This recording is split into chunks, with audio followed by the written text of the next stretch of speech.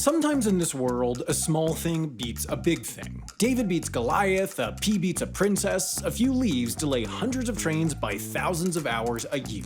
Yep, as it turns out, fallen leaves are a huge problem for choo-choos, causing missed parts, damage, delays, and at least one really annoying sound. But how? I mean, can't Dad just clear the tracks once he's done with the lawn? Apparently no. The problem's way stickier than that, and all the solutions are weirdly sci-fi. But I'm getting ahead of myself. How does this thing do such a number on this thing? Well, here's the thing about this thing. It only works if there's the exact right amount of friction between these things and these things. Obviously, if you want your train to zoom fast, you want to minimize friction. Hard metal wheels help because, unlike air-filled tires, steel wheels barely deform under the weight of what they're carrying, meaning a tiny contact point, less rolling resistance, and faster rolling. The coefficient of friction between train wheels and tracks is around or under 0.5 versus about 0.9 between rubber car tires and a dry road. But trains, rather famously, have to stop, so they need some friction between the wheels and the tracks. To be more specific, a coefficient of friction over 0.17.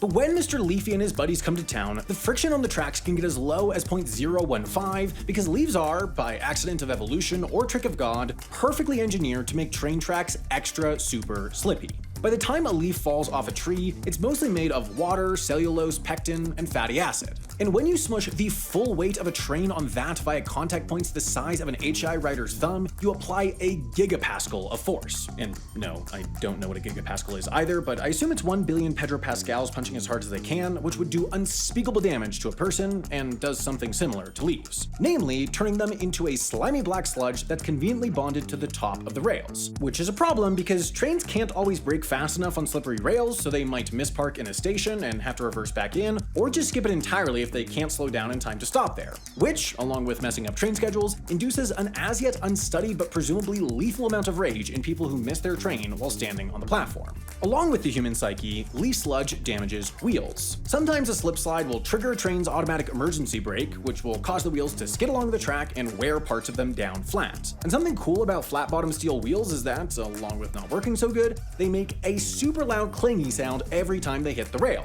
so oftentimes they need to be replaced. All this causes delays, from correcting missed parks to taking trains out of service for repairs. And beyond that, there's also signal problems. The sludge messes with signal, so trains pass them without signaling to trains behind them that they've passed, so those trains get held up waiting for clearance that they should already have. In 2015, leaf sludge caused 5,800 hours of delays on rail lines in the UK. So this is a big problem, and the easy solutions don't work. You can't send Dad in with a rake because the leaves are sludge. You can't pull up all the trees near tracks because A, in the UK alone, that's more than 13 million trees, and B, without trees' root systems holding land together under a lot of tracks, there would be landslides, which would probably cause more delays. So how do you deal with this? Sometimes trains get equipped to lay a traction gel with sand particles in it on the tracks to give themselves some extra grip. Sometimes rail operators run special trains to pressure wash the lines, spraying 48 gallons of water per minute through a wee pinhole on the bottom of the train.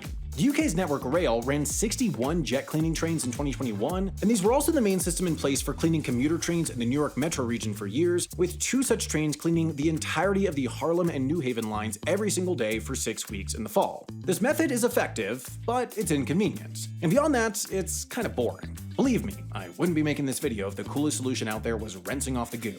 No, dear viewer, the solutions here are cooler.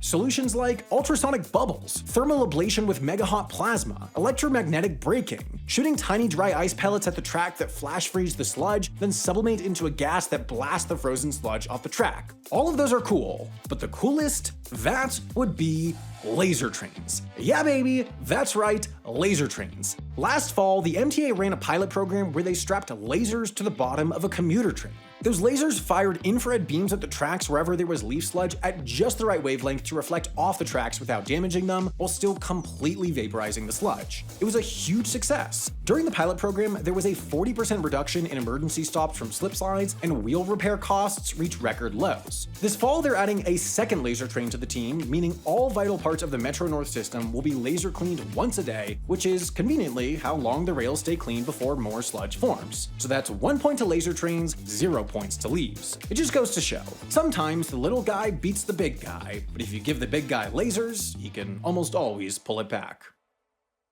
The world always has problems, some of which potentially even more pressing than slippery train tracks, but many are getting progressively solved thanks to the ingenuity of those who have dedicated their careers to doing good.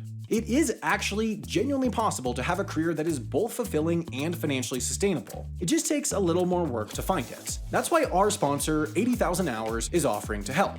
They're a nonprofit funded by donors and philanthropic organizations that aims to solve the world's biggest problems by getting people like you in the jobs that will do that. The thinking is that you spend 80,000 hours of your life working, so you might as well make those 80,000 hours personally fulfilling and impactful. 80,000 Hours provides a host of resources entirely for free: a job board, a podcast, even one-on-one career calls with their impartial advising team. So to get started on planning a career that works on one of the world's most pressing problems, join their newsletter at 80,000hours.org/halfasinteresting and get a copy of their free career guide.